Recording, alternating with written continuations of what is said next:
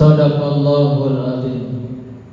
Saudara-saudara kaum muslimin wal muslimat, bapak-bapak, ibu-ibu serta anak-anak sekalian, jamaah Masjid Jami Al-Qawi yang berbahagia.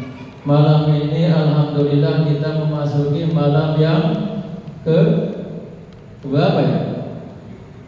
27. Alhamdulillah ya Rabbil alamin. Begitu ya Allah Subhanahu wa taala sayang kepada kita sampai saat ini kita istiqamah beribadah kepada Allah Subhanahu wa taala. Salawat serta salam senantiasa kita sanjungkan untuk baginda Nabi kita Nabi Muhammad sallallahu alaihi wasallam. Allahumma shalli ala sayyidina Muhammad wa ala ali sayyidina Muhammad.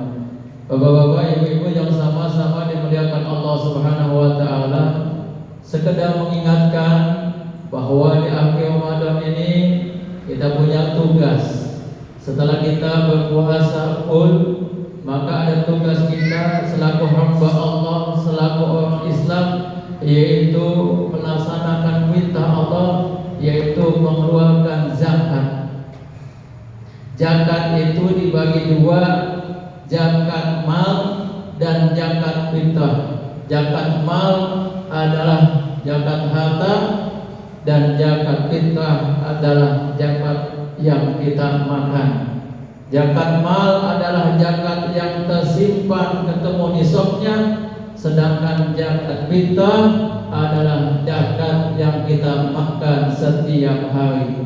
Apabila kita tidak mengeluarkan zakat mal, maka ini sangat berbahaya bagi diri kita, dan apabila kita tidak menjualkan zakat fitrah, ini juga bahaya buat diri kita. Dahulu ketika di zaman Nabi Musa alaihi wasallam ada yang namanya Qarun laknatu alaih. Sebelumnya dia miskin, tidak punya apa-apa, istrinya sering mengeluh kepada beliau. Lalu beliau minta tolong kepada Nabi Musa, minta didoakan supaya menjadi orang kaya.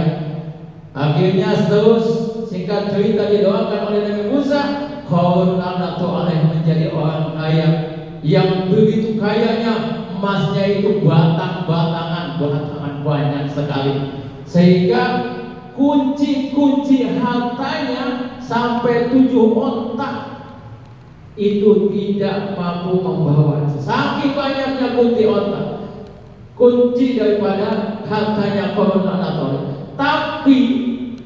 Tapi dia ketika datang utusan Musa untuk mengeluarkan zakat malnya, pelit, bakhil, buntut, kasihan. Berapa kali datang utusannya, tidak mau dia mengatakan ini hasil usahaku, bukan karunia daripada Allah Subhanahu wa taala. Begitu dia mengatakan. Tetangganya pun iri, bagaimana ya Allah, Qarun laknatu alaih. Enak dia jadi segaul, tapi Allah enggak suka, Allah benci, lalu dilaknat, dikutuk si Qarun laknatu alaih, beserta harta-hartanya dipendamkan ke dalam bumi. Sampai sekarang saking hinanya si Qarun laknatu alaih tidak ada yang namanya sampai sekarang. Ada enggak? Ada nama Qarun? Enggak ada. Kenapa? Saking hinanya si Qarun laknatu alaih. Maka kita jangan sampai enggak mengeluarkan zakat mal apabila Allah takdirkan menjadi orang kaya. Contohnya, mungkin dari bapak-bapak di sini ada yang gajian 1 bulan 40 juta. Ada? Insya Allah ya, amin ya. Diaminin aja, ya. Jangan kita, wow, jangan. Amin. Insya Allah kalau kita amin, dikabul oleh Allah Subhanahu wa taala. Amin ya rabbal alamin. Kalau 1 tahun berarti kali 40 juta, 480 juta. Insya Allah istri kita menghabiskan dana 1 bulan 20 juta, masih ada 280 juta. Setiap tahun ketemu nisabnya, ketemu setahun enggak dikeluarkan zakatnya, makanya akan jadi bumerang dalam keluarga tersebut, dan akan di akhirat dia akan disiksa lantaran tidak mengeluarkan zakatnya. Jadi Apabila istri kita punya emas 85 gram, 1 tahun ketemu nisab enggak dikeluarkan zakatnya, maka akan berbahaya. Ibu-ibu jangan ngeyel, pintar akalnya. Kata Ustaz katanya belum setahun nggak boleh zakat juga nggak apa-apa. Mau ketemu setahun 10 bulan dia jual 10 gram, tinggal 75 gram. Kali habis itu dia beli lagi 10. Nggak begitu, Allah Maha tahu. Kalau emang keperluan mendadak buat anak sekolah dan sebagainya dijual sebelum waktu nisabnya, tidak mesti keluarkan zakat. Tapi kalau kita ngakalin Allah Maha tahu. Ibu-ibu ada yang punya emas dapat 5 gram, wajib tuh kalau setahun itu nggak dikeluarkan zakatnya. Insya Allah kita semua bagi orang-orang yang berada wajib mengeluarkan zakat mal, jangan sampai tidak. Kedua, zakat fitrah.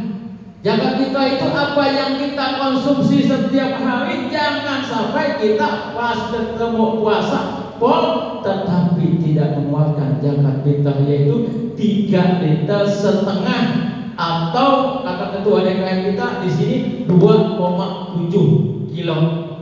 Ya, itu wajib kita.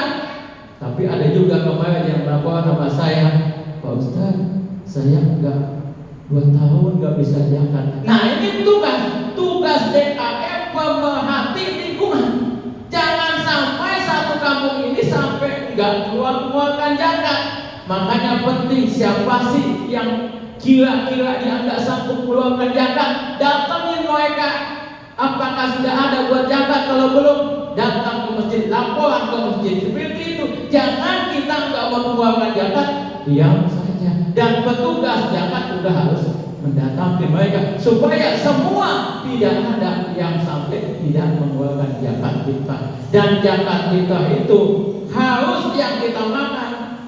Konsumsi biasanya dijual di 13.000, maka keluarkan pun yang 13.000. Jangan mentang-mentangkan keluarkan zakat dibeli yang 10.000. Namanya zalim. Ini bukan buat dia, bukan, tapi buat kita juga membersihkan harta kita. Maka penting bagaimana kita dunia ini. Kemudian ada zakat infak sedekah. Kalau kita Imam Syafi'i, kita biasa memakai beras, bawa beras kita masing-masing sesuai dengan keluarga kita.